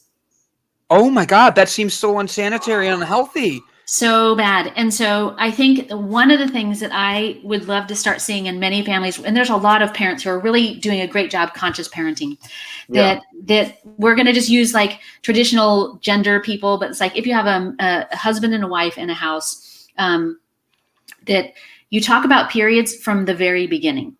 It's just part of the conversations. Mom's cooking dinner and dad says, hey, I'm going to run up to the grocery store. We don't have any milk for tea tomorrow. What do we need? And mom says, I need some tampons. I'm about to get my period. And dad's like, do you want super or slender? Or wings. Or wings or whatever. You know what I mean? And then he comes back and he, instead, like in most families, like it's this hidden thing. Dad's, if the dad even does it, like sneaks into the bathroom and hides it under the cabinet, right? Dad comes in and pops it on the kitchen table in front of kid. And then with a candy bar on top and saying, baby, I know it's rough for you. Like, just want you to like have a little something special, like when you start your period, so you can have a little bit of extra love. That signals to daughter that this is not embarrassing. Yeah. That signals to daughter that this is something normal and that actually dad cares about taking care of mom when she needs him. And it helps her to start to model what kind of mate, male or female, do I want to have? Well, I want somebody who's going to care for me and love and respect me when I'm doing, and there's a great story that I talk about in my book, Seeing Red, so shameless plug there. Because the lady that works for me who used to help me take care of my house, she was from Mexico and she was just such an amazing human, so humble and down to earth. And both of our boys were going to middle school. We started talking about periods. And my ADD. I had this come up on the screen so we could show your book. Sorry. Thank you. Yeah. And then I had to sign up for the free one. Absolutely. We're here to promote you. We love what you're doing. And this is, I am all about conversations that people are afraid to have. So please teach us. Like you can't get better in life if you don't teach. It's really true. I appreciate that a lot. And so anyways, what she told me is this is the other piece is that we think, how do we help our daughters and menstruators, but also how do we set our sons up to have the right conversation? And what she told her son, I thought was so powerful. She said, she's very religious. So she said, if you join that mailing list, that goes to Simon Schuster, not to me. You can get my TikTok, not my TikTok. You can get my text phone number and just text me directly. I'll share that in a minute. Anyways, this is what she said. She said, look, you're going to go to middle school and you're going to start noticing your body is going to start changing. You're going to start having erections and you're going to start like having urges. And that's totally normal. And she said, but you're also going to notice that the girls' bodies are going to start to change. And there's going to be like an intersection of those urges and you noticing the girls' bodies. And here's how you be cool about it. You just take a quick glance and you enjoy it, but it's not yours. It's just for like a little quick glance, right? You don't say anything. You don't touch without permission. You don't do anything. You just like, it's not realistic that you're going to walk around with blinders. And she's like, and then the girls are going to have periods. And he's like, what's that? And she said, well, I clean houses for a living. And she's a very religious person. So just put this through the filter of Christianity. And she's like, I clean houses for a living. And she's like, but the baby in a place called the womb or the uterus. And she's like, and it makes a blanket of blood every single month for the egg that gets fertilized to grow in. And that's really important. But if it doesn't get used each month, it needs to clean itself. God wants that place for that baby to grow to be perfectly clean, just like we make people's houses perfectly clean. And so she's like, so that has to come out. And the girls suffer because of it. And they are serving our families. Every time they have a period, they are serving our families and the future of our species, because they suffer in order to have cycles, in order to have the opportunity to make the future of our species. Yeah. And I was like, you just flipping blew my mind. That is so, like, if every young teenage boy had that conversation, I think everything, and this ties back to the Bill Cosby thing, like, we have to find ways, whether it's the parents. I mean, we can't even, like, parents, some parents are going to have these conversations and some just aren't. And so for me, that's why I spend so much time on social media. Like, people will say, you can't monetize those young ones and whatever. I'm like, fuck it. I don't care about monetizing them. This is the most important work that I do every day. Yeah. Because, they'll say to me, oh, how am I going to tell my mom? I think I'm going to get my period. And you don't wait till you get your period. Powerful people are prepared. It's coming. Once you have discharge, it's coming. It's like a roller coaster. It's like the first contraction of labor, like the baby is coming out. And so now is the time to have the conversation with your mom before you're weirded out, or your dad or your parent. And they're like, but it's so embarrassing. I'm like, no. We got conditioned since the beginning of time that having a period is embarrassing, that it's shameful, that we're filthy and dirty and inferior because we menstruate. But they did that so that they could control us, because I think they saw that we were bleeding and thought something powerful is happening there. Because what they forgot to tell every person with a period is that when you have a period, when you go from not being able to have periods to have periods, you actually become a flipping superhuman.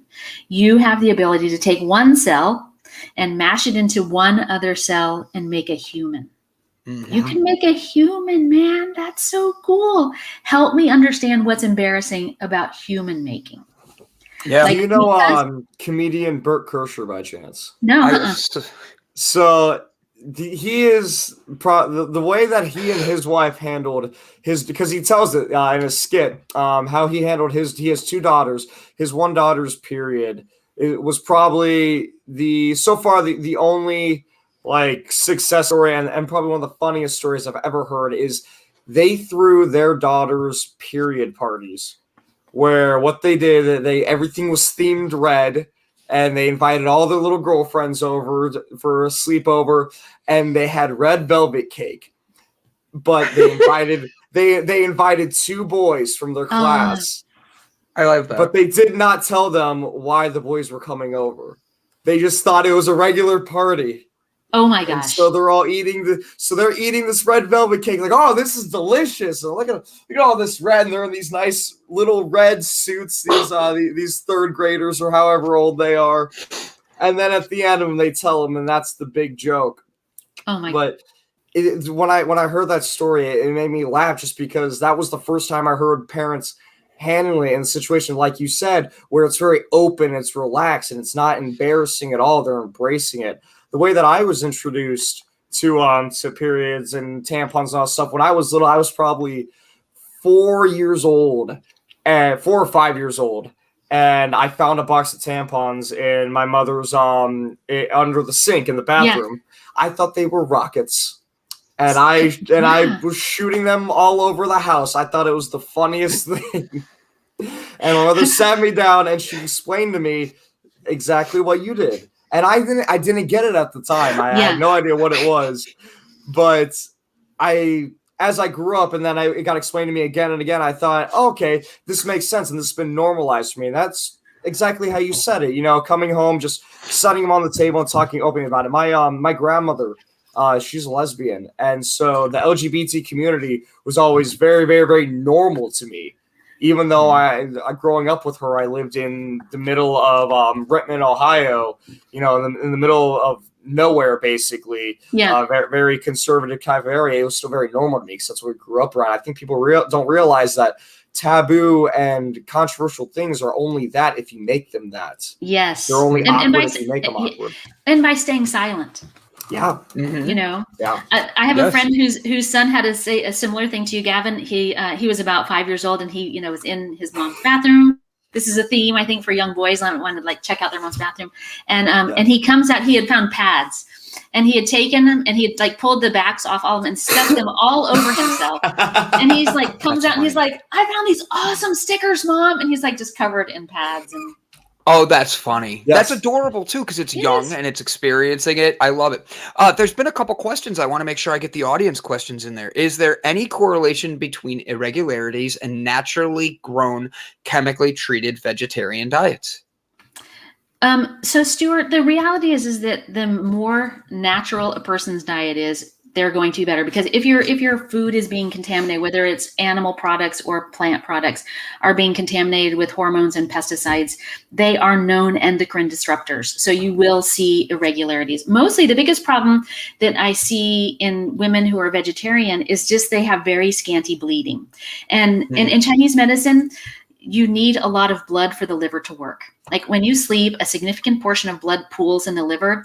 Theoretically, in Chinese medicine, this is why the liver is the only organ that can regenerate it. But the liver's job is to use and eliminate hormones. So when there isn't a lot of blood, what I found in my, clinical, less blood, highly correlated with PMS, and even the really severe version of PMS, which was not a version of PMS called PMDD, which is it looks like PMS on crack, except for it lasts 2 weeks.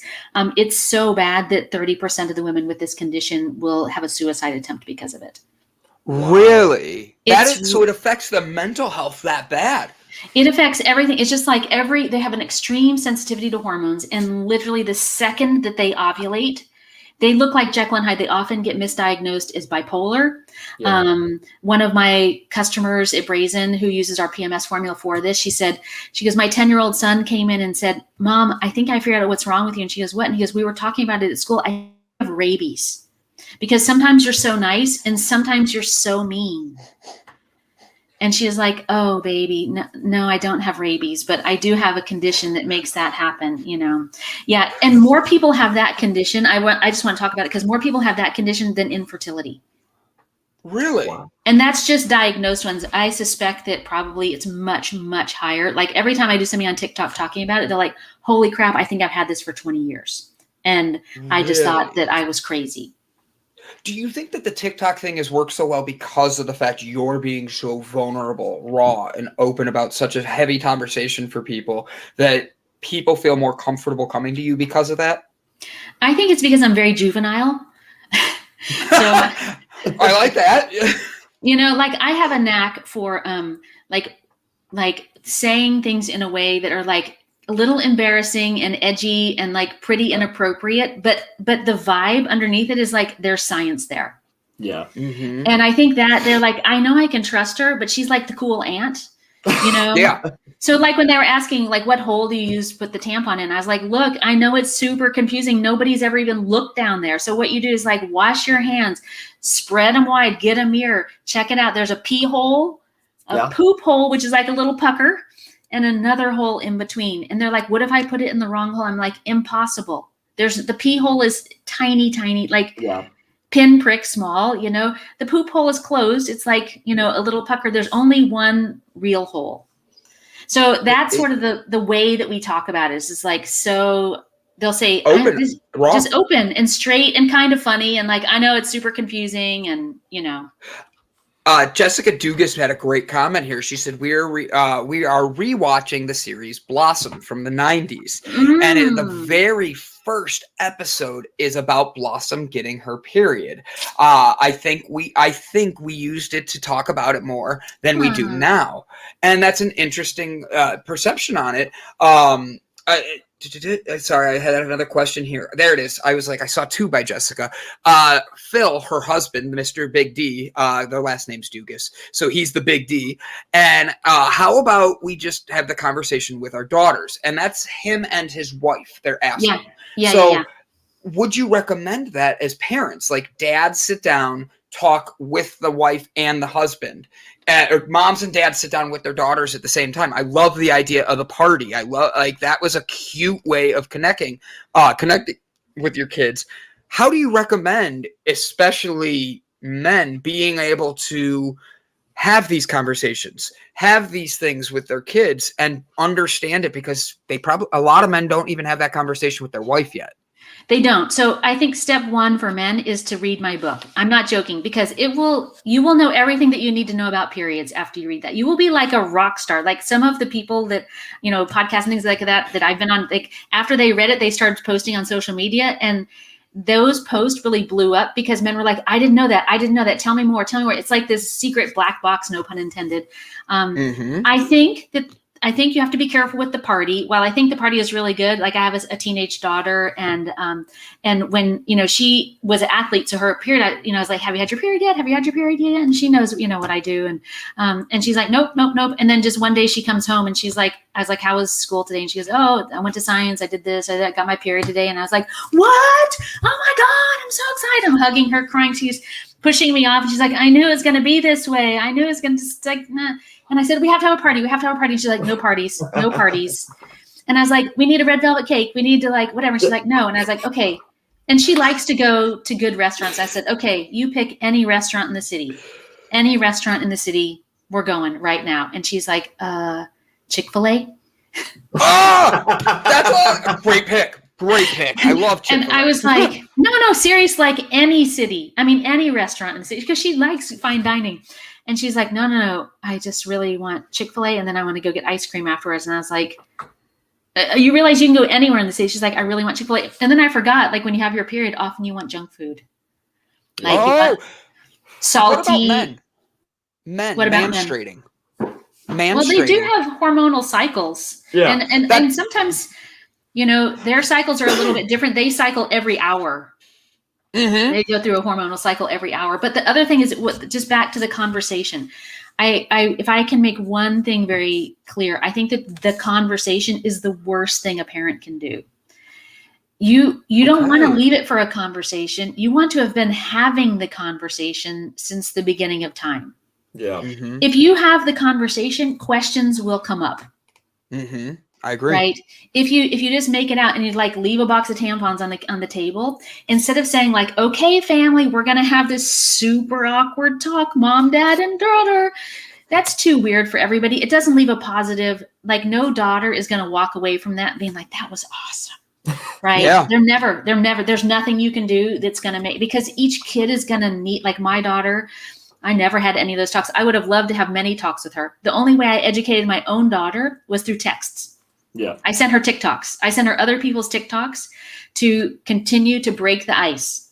Right. Yeah. That's a great way to break your ice. If you're, like if you want to start talking about it, you can send them some of my TikToks. There's really funny, interesting ones there. You can just forward it to your kid and say, oh my gosh, this lady only talks about periods. This is nuts. What would you say that's the biggest reason why parents have such an issue or feel uncomfortable talking about these things with their kids? Because they try to save it all up for one big talk, one big event, and cram all this information into like a crash course for an hour or something like that? I think so. I think when you hide it, right, forever, and it's it's clear from the vibe in the house that this is a secret thing. This needs sanitization. This is shameful, right? It communicates shame, right? Yeah. When it's like, don't talk about it. That's not appropriate. That communicates shame. And then suddenly we're going to open Pandora's box and we're going to talk about that dirty, shameful piece of shit in there. Yeah. Right. And so you can just there's so many great things on the internet to help create levity around menstruation, and for parents to also, like for moms and adult menstruators, to tell their daughters, like, you know what, today I'm not feeling good. I'm having my period, I have really bad cramps. Like, I'm just going to rest my body, like modeling, caring for herself. Like, I have a lot to do, but my body is really asking for more rest. So I'm going to chill just a little bit. Can you help me with dinner tonight? Can you, and that's also modeling, asking for help, right? I think that most women that I know, I'm not going to extrapolate to all women, but I think we have a hard time asking for help. So the more that moms can model, asking for help, self-care, I think that will always be a value. And you can do it through the context of menstruation and other stuff too. I agree. Stuart gave a good question here. I wanted to make sure. At what age should you start having these conversations? In the UK, we are suggesting to starting having the sex ed talk at 5 and 6 years old. What is your professional opinion on this? I would not ever start having a conversation. I would, since your child is born, just make menstruation a regular part of all conversations when it's appropriate, right? Not forcing it, but just, just having it be part of the conversations. And then that way there isn't a time. And that way what you're communicating is that we have the ability to talk about anything openly. And everything is sort of like safe conversation. I mean, like, I have a 18-year-old son now, about to turn 18. And when he was young, like I went to his room one day and he was like taking like a lot of really long showers, And so I just went in and I just bought him he's really environmentally conscious. And I just like bought him a giant thing of lube. And I just didn't say, I was like, hey, I know you're super environmentally conscious. Maybe use this instead of like an hour-long shower. I like that. That's like I just think it's funny that our mom did it. Honestly, that's funny. Well, my kids don't have a dad, right? So my water bill is up. Knock it off. But see, what I did is I framed it in his concern, not my concern. Yeah. Because he's always like, oh, I don't want to do that because that wastes water, and I don't want to do that because that wastes. That's like not environmentally conscious. And I was like, well, listen, here's a way to solve that problem, and so you sat there like a deer in headlights for probably 3 minutes after you left the room, right? I don't know. But since the beginning of time, we always just had so many open conversations. Like he comes in when he's a very precocious kid. And he came in, he's like, hey, I've been really thinking, because his husband's also a reproductive acupuncturist. So we had a lot of conversations about sperm and eggs. And he's like, okay, so listen, I've been thinking about the whole baby thing. He's like, I know the sperm has to get to the egg.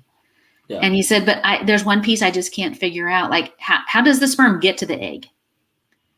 And then I was the deer in headlight, and I was like, well, and trying to think of like, he's 5, right? So like, what's the age appropriate? And I was like, the mom and dad, they hug really tight. And I was really proud of that. I was like, that is actually, and he goes, that's a bold-faced lie. That's a bold-faced lie. And I was like, all right, the penis has to go in the vagina. He goes, what? And I said, the penis goes in the vagina. And he goes, what? And I said, you want to know, the egg gets to the sperm because the penis goes in the vagina and squirts it in there. And he goes, what? And I said again, and then he ran around the house like 5 times. The penis goes in the vagina, the penis goes, and then that was the end of it. Nice. There you go. I want to say I was probably 9 years old, and I'm in the car, and I heard somebody at school say it. And I look at my mother, and I go, hey, Mom, what's a dodo? And she goes, what? And I go, yeah, a dodo. She goes, like the bird. I'm like, no, it's something else. I heard a kid at school call another kid a dodo. And she goes, a dildo? I'm like, yeah, that. And what'd she say? What was her answer? Oh, she told me. She said, well, it's a fake penis. I was like, awesome, okay. See? Gotcha. That's a good answer. That's a great answer. Yeah. Even today, I have to be honest. I'm laughing because you're having these fun conversations, and your website is you are a health tech pioneer, author, and my favorite part, troublemaker. Right there. Like I read that, and I'm like, this is perfect time for me to show her website and everything she's doing.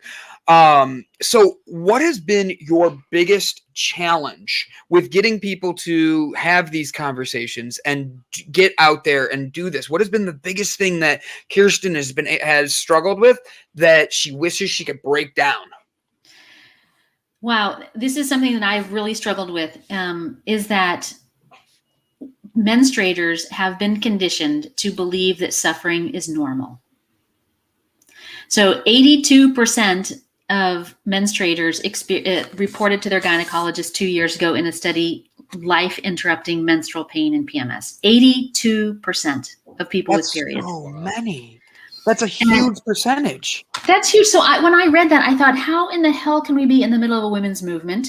How can we possibly help women transcend their space in society in any way when like the majority of them are really suffering from their periods every single month? Nobody is talking about it. And most importantly, nobody's doing anything about it. I mean, the number one cause of school absenteeism is period pain. like if we don't fix menstruation and period problems, and girls don't go to school, and if they are not educated, we cannot help them to raise up. Yeah. Right. Correct. And so it really, I mean, my first software company was called Conceivable, which was just a digital version of what I did as a clinician.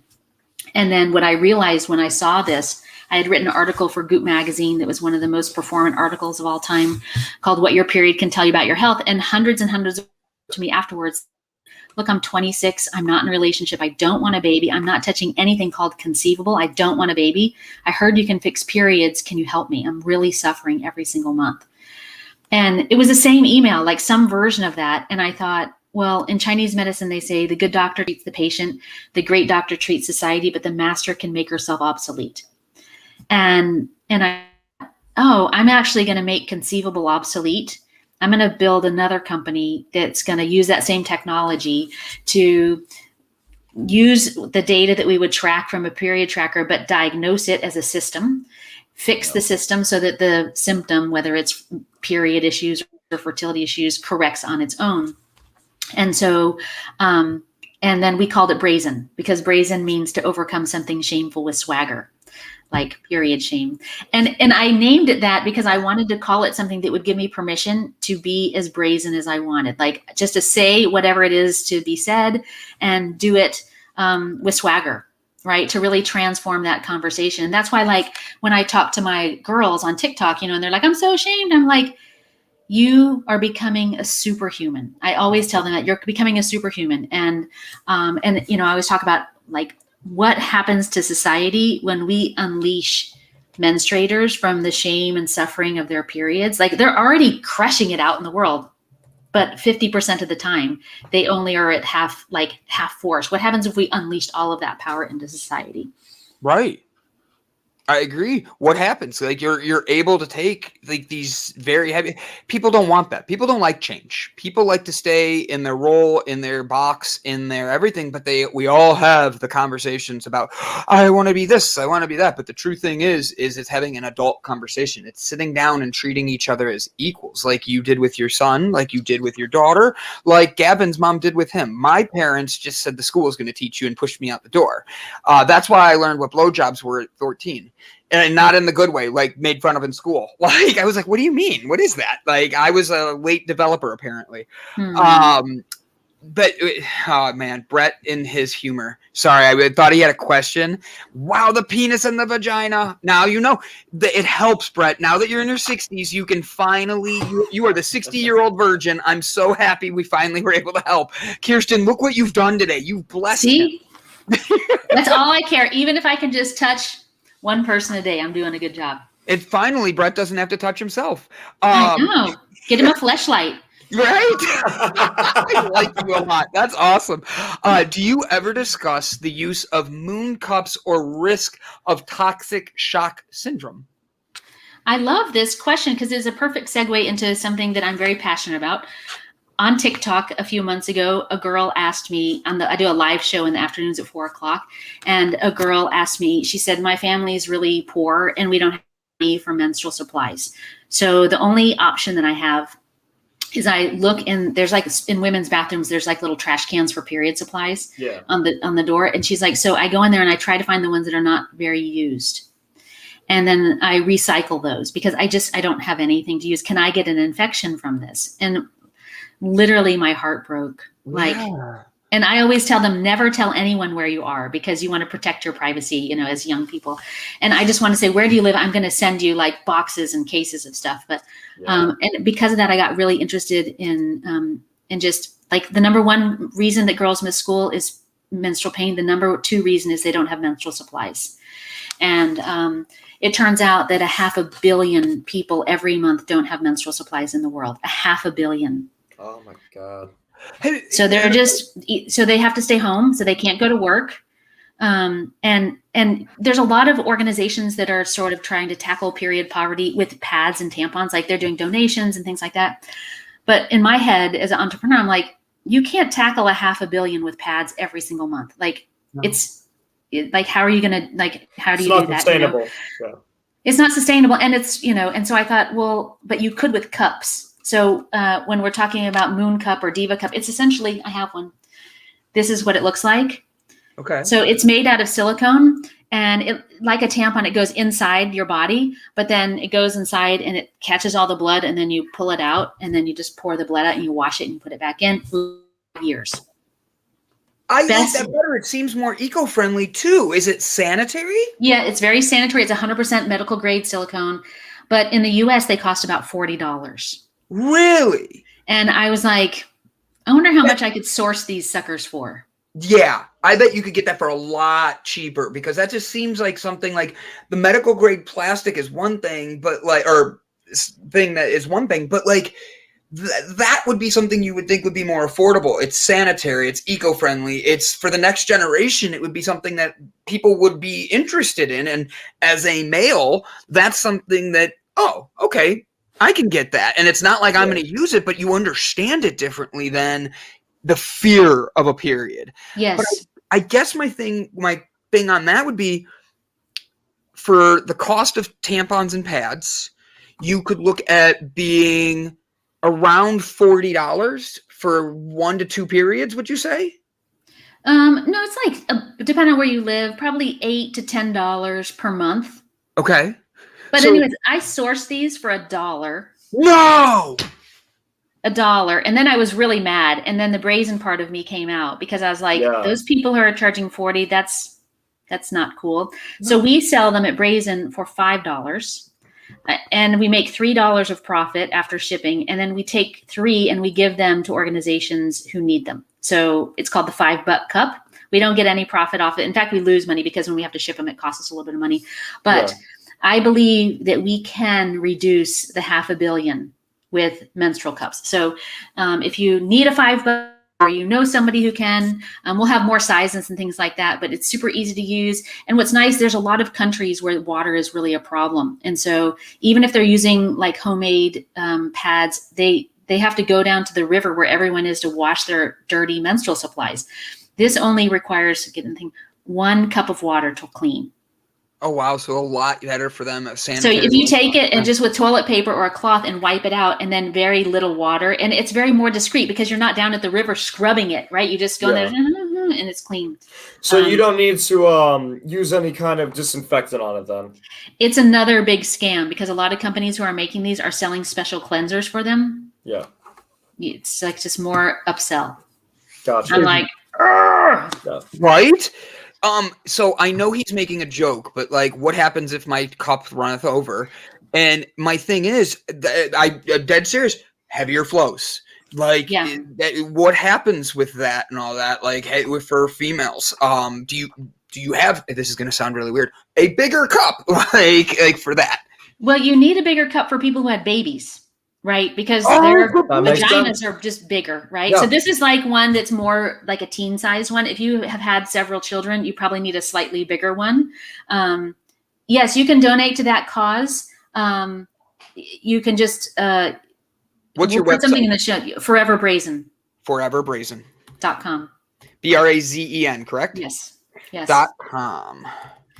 And what was I going to say? The cup runneth over. But the volume, if you can leave these in for 8 hours. And Stuart asked the question about toxic shock syndrome. So there still is some risk of toxic shock syndrome. You can leave these in 8 to 10 hours without risk of toxic shock syndrome. Tampons are more like 6 to 8 hours. Mm-hmm. I just tell people, like, you should change it every 4 hours. Yeah. Okay. Just go to the bathroom. And so if you're in a public place, you just go to the bathroom. It makes a seal in there. That's actually what my question was going to be, is what happens if you pull it? Like, I think of opening a can of something, like it pops. So if you do, like, if you pull it from this thing and you go like this, it does make like a little. Oh, I heard it. Yeah, it can make a little thing. So the trick is, if you're, see if I can get in the camera. So the trick is to pinch it, and then that breaks the seal. Okay. Gotcha. And then pinch and just pull one side a little bit, and then you just slowly pull it. And I tell people the first few times that you do it, just to do it in your shower. Like when you take your shower, take it out and just practice so that you can just get the technique down. There's a learning curve. Makes for sure. sense. Yeah, that's a good way to learn it. It lasts 5 years, right? At least 5 years. So 5 that pays years. for itself like very quickly. And you're doing the stuff through yours. Foreverbrazen.com, guys. Go click that link and be able to pull it up and look. Go support Kirsten and all this. I have one more question, and then we're going to get into our goodbyes of the day, where we give a positive word of affirmation and bring Bob back in. Don't worry, we'll show you how to do it. So Jessica says, do you suggest that girls seek to speak to their doctors before using the pumps, since they might not be for everybody? I do not. I suggest that they experiment. So I suggest that they wash their hands and wash the cup when they get it. There's no medical reason to see a doctor before you use a cup or a tampon. I mean, lots of people will use a tampon in their first period. I always just tell them to lock the door, make sure that they have privacy, and watch our video on how to insert it. So that she's like, and I was like, just practice. And I tell them, I said, it's going to be like a little bit awkward. Like if I gave you braces, you would walk around at first going, I can feel them. I can feel them. It feels weird. And then suddenly you don't even know you have braces anymore. So it takes a little bit of getting used to, but like, especially for people who have periods who are listening, like the nighttime leaking, because what usually happens is you're sleeping, you have a tampon in and you sit up, and then it like this tampon is kind of soaked, and then a bunch of blood gushes out and you're like, I ruined the sheets again. That just never happens anymore, you know? And I tell people, especially the young menstruators that I work with, like to use your cell phone as a reminder, to set a reminder every 4 hours so that you don't forget. That makes sense. Honestly, it's creative, it's ingenuitive, and it's helping a lot. And my favorite thing, like even Bob, who, let's just do a combo here. Even Bob, love that you're cutting the middleman out for your patients, like 100%. And it's one of those things where it's being outside the box is helping build a future, because that $40 one to sell a cleaning thing is absolutely, and I'm using Gavin's F word, fucking ridiculous, because you should be able to provide things to people that helps them be their best self and not have that self-conscious thing without having to be like, I'm tight enough, I can't figure out my payment to get this, to being able to get the proper ways of cleaning yourself out. That should be things we understand. So, right. Well, like families should never be choosing. Like I think they did a study and they said that like 35% of low income families had to make a decision between food and menstrual supplies. See, that shouldn't be like that. We should just have these for like the city should make them free for low income families. Like if you're on food stamps, we give condoms out at events. Why not give these out for women? Have female women events, and you can be able to do this. So I hate to do this because this was a wonderful conversation, and I love that the audience jumped in a lot on this one, because this could have gone many ways. Go, Kirsten, you got the floor for another minute. I just have one other thing before we switch into the next mode. So because I was saying, like, if you want to get on my hotline, if you need to talk to me, this goes directly to my cell phone. If you go to the Forever Brazen website, a pop-up will pop up. And if you put your telephone number in, you will basically be connected to my cell phone. And you'll get basically updates on what we're working on, early sales. I won't spam you because I hate spam more than anything. And you can just discontinue if you want. But then if you have PMS or cramping and you want a solution to fix those problems, you get a 20% off coupon too. Very, very good. Guys, foreverbrazen.com. Go give it a check. Go subscribe, everything. So we have 3 minutes left and 4 people. Are you guys ready to rock this with us? Yeah. So Bob is going to show you, shout out to the community text platform. I knew Jessica was going to do that. But I'm going to have Bob start us to show you how this goes. And then Gavin, me, and then you'll be the closer, and we'll head out after your last words. Love it. Hey, again, everybody, I really appreciate being here. Just wake up every day and be thankful. I mean, everybody's got something to be thankful for. You got breath in your lungs. It ain't over yet. Thank God for everything. Just go out and change your world. We all want to see everything change because this world is screwed up, but it's got to start somewhere. So start with yourself. Change somebody's life today. Smile at somebody. Pay somebody's dinner bill. Just do something outside yourself for somebody, and you'll feel better. So just go out there and love yourself, love your neighbor, and love life, man. Just go out and enjoy the world. That's all I got today. I love it. I would say that's one of the things I want to take away from today's episode is life is as awkward as you make it. There's a lot of weird scenarios that you're going to go through, but in all honesty, you are definitely not the first person to go through it. You most certainly would not be the last person to go through it. And regardless of how intense or lack thereof the situation was, a million other people have done the exact same thing in bigger and smaller quantities. So sometimes break out of that fourth wall, take a breath, and take a step back and just go, oh, well, shit, that's life. Love it. Because it's only as awkward as you make it. Love it. Very well said, guys. Very well said. Guys, this was a great episode. We had a great week. We've been encouraging one another. We love seeing everybody getting involved and having more comments and all this. But the truth is, just like we say every week, like Bob said, do something for somebody else. Be the change you want to see. Be the change you want to see in the world. Gandhi, all of these things. But the thing is, none of that matters unless you look inside you. Take a moment to look in your heart. Make sure that the awkwardness that maybe you're feeling with something isn't just because you don't want to have that conversation. Because truth is, the more barriers you break down in yourself, the more you're going to see we all are connected. Okay, this is actually a trick that I learned from TikTok that I've really, really been loving. And you know how we talk about affirmations and, you know, like I am abundant and I am love and these things work really effectively because your brain is actually listening to everything that you're thinking and saying. But this person said that the new research shows that if you really want to level up impacting how your thoughts affect your mind, to ask a question, because say you can't pay your bills this week or this month or this year because of the pandemic, and you're walking around like most of the day going like, shit, I'm so poor, I'm so poor, I'm so poor. But then you're 5 minutes a day, you say, I'm so abundant, I'm so abundant. Your subconscious wants to go, yeah, but you're actually really not, because the rest of the day you're saying this. You can trick your brain by saying, how in the world did I get so rich? So when you ask yourself a question, as opposed to telling yourself that you're inconsistent, you start asking your brain, your subconscious starts thinking, what are the ways in which that's true? And your brain, then what you start doing is you start looking for examples. You find a dollar, and it's like, see how rich I am? I just find money everywhere, man. You play it like a game. And people say, like, that will never work. And I always say, like, look, your brain is filtering all day long. Your brain is filtering to crap about how crappy your life is, or your brain could be filtering to this invented future for yourself. It's all just a game, and you can choose. And so if you're walking around going, I am so rich, like how, that's so weird, like overnight, how did this or that, or whatever it is that you're working on, and then play the game of finding examples, because also rich, remember, can be love and community and family and fulfillment in your work and your experiences. And so I encourage you to just try it. I found it to be incredibly impactful.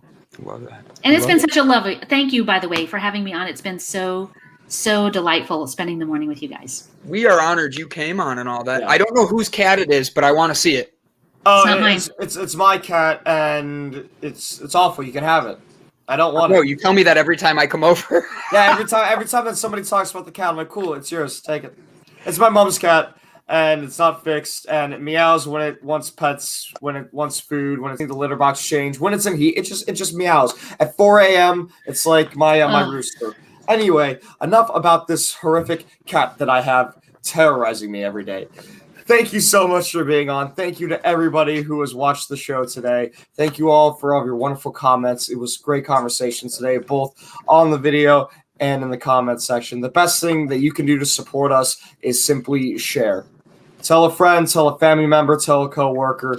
Share the episode around. We will see you all again next week, same time, same place. We love you all and have a wonderful day. Take care.